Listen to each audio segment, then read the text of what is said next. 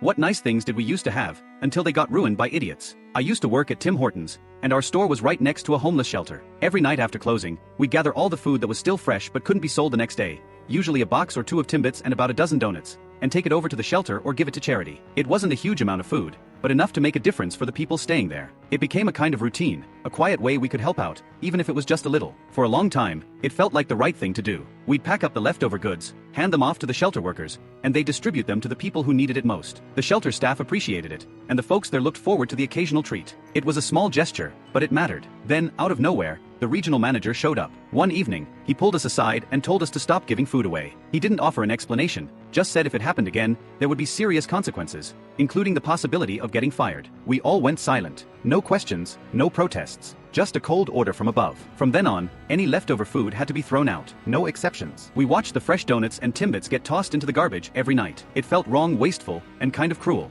We didn't understand the reason behind it, and no one at the store ever told us. We held on to a quiet resentment toward the company. How cheap could they be, letting good food go to waste when people were right next door who could use it? Months went by like that, the routine broken, the kindness stopped. The neighborhood felt a little colder, a little less human. We tried to shake it off, but there was always a weight to it, throwing away food when it could have fed someone hungry. One night, as we were loading up a garbage bag with the leftover food, a homeless man came into the store. He looked tired but familiar, someone we'd seen around the shelter before. He stopped and watched us for a moment. "It's a real shame," he said quietly. "I used to love coming here to get your donuts." That was one of the few bright spots in my day. One of my coworkers, who was already frustrated with the whole situation, nodded. "Yeah, it's messed up how they shut it down. Corporate greed, you know." The man gave us a strange look, shaking his head slowly. Then he said, "No, that's not why it stopped." He told us the real story. Apparently, someone at the shelter had faked choking on a Timbit and tried to sue the store over it. That incident had rattled the shelter and the company alike. The threat of legal action and liability concerns forced the corporate office to clamp down and stop the food donations altogether. The kindness we had quietly practiced every night was undone by one selfish act. Instead of seeing a small community effort to help people in need,